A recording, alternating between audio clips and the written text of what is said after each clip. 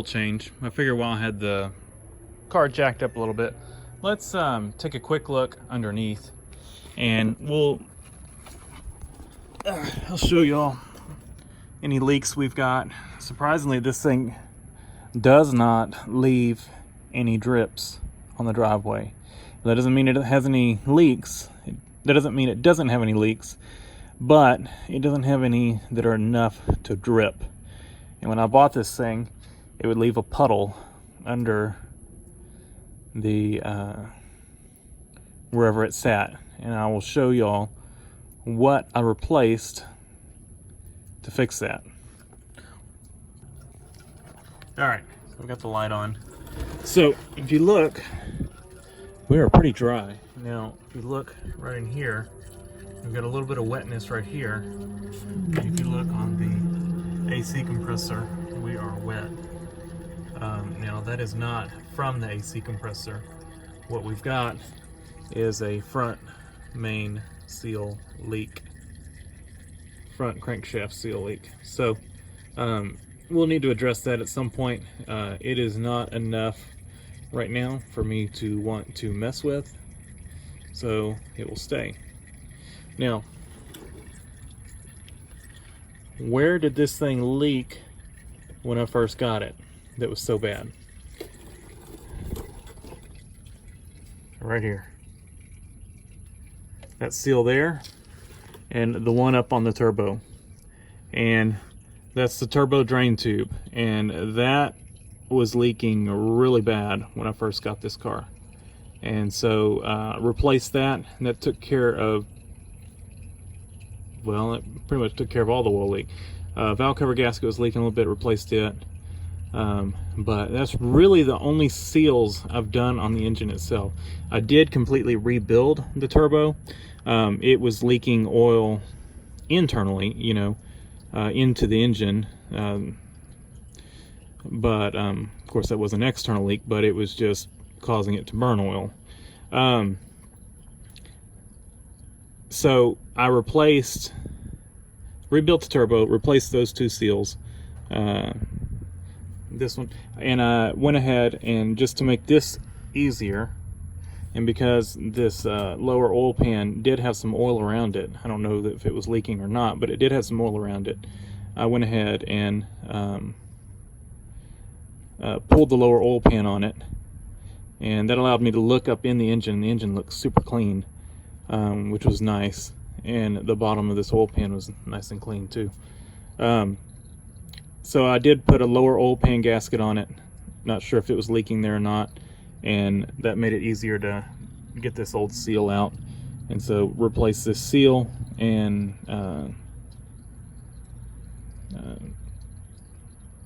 there's an O-ring. This thing is in two pieces. There's an O-ring up in here, and I don't know which of that was leaking, but it's not now, and it was leaking really bad before. So it does look like the upper oil pan gasket might be seeping just a little bit. We've got some oil right in there. That is not something I'm going to address. If we go to the back, maybe it'd be better if I slide around the side. So back here you can see the transmissions, the front seal on the transmission's leaking just a little bit. You got a little bit of transmission fluid right there. And I think that's might be a little bit of, it's either some oil or transmission fluid. The rear main seal, from what I can tell, is leaking a little bit. So we've got that, and the front seal on the transmission is leaking a little bit. They are not enough to address right now, but at some point maybe I'll have to pull the engine and transmission out to address those. What I did in the meantime, which I normally would not do, is I put some Lucas transmission stop leak in it, and that actually helped a lot. It was leaking a lot more than that. It actually was leaving a little puddle.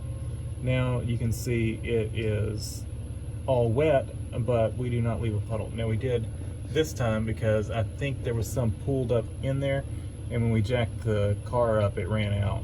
But when I park it like in a parking spot or in the driveway, it does not leak. And the rest of the transmission is pretty dry.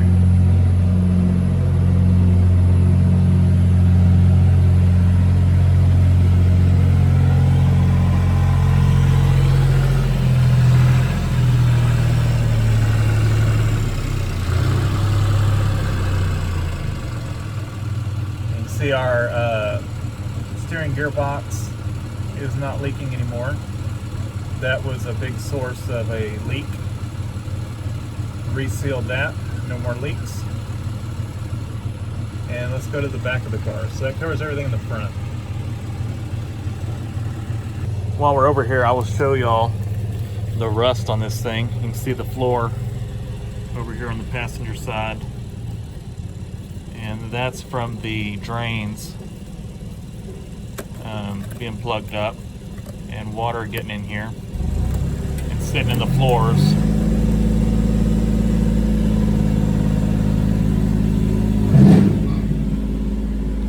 So that's going to need to be addressed soon. And here in the back,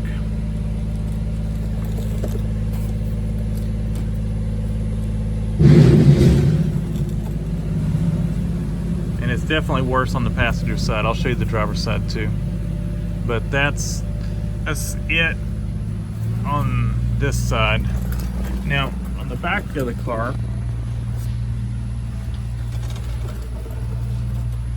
you can see looks like the front seal on the differential is leaking a little bit. Again, not enough to really address. Well, depends on if you wanted to address it or not.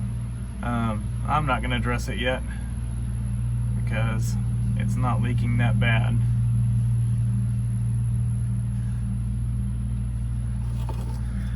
And I think these side seals, at least one of them is leaking a little bit, but other than that, it's doing pretty good. I just check it every once in a while. I think I added a little bit to it when I first got it, if I remember right. And every time I've checked it, I normally check it like every other oil change, and it has not needed any since then. So, like I said, a little leak goes a long way. It doesn't take much oil to look like that. You know, maybe like a cap full of oil would make a huge mess. And so that slow of a leak, it's going to take it a while to get low enough where you'd have to add some. So that's pretty much it for the leaks. This thing's doing really well, especially for the amount of miles I drive this thing. I drive it, well, just for instance, one day this week, just in one day, I drove it 160 miles. So, and that was not like a long trip or anything. That was just taking the kids to school, going to work, and then my son had a football game, driving to the football game, then driving home. And all that driving, just those places, added up to 160 miles.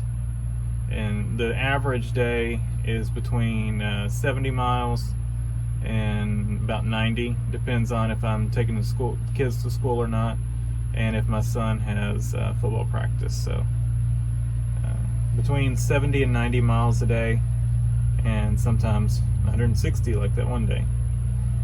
So yeah, I'm driving this thing a lot.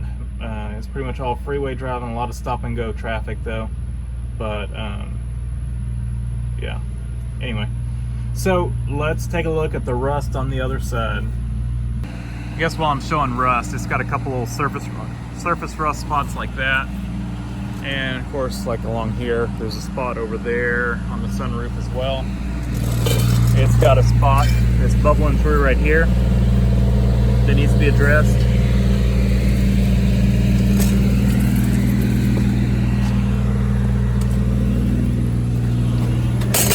Got a hole right there.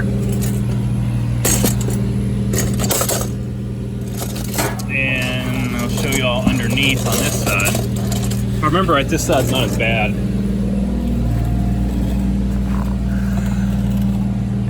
spot here where it's just starting to come through. And a little spot right there. I could probably clean these up and just fiberglass them. That's not that bad. Of course it gets worse. Maybe I should not mess with it. Get this undercoating stuff that just holds it in.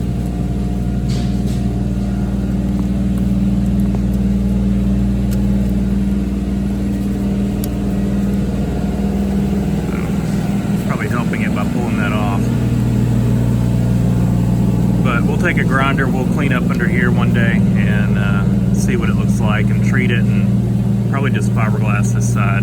We'll see how bad it is. And then up front is good, no holes.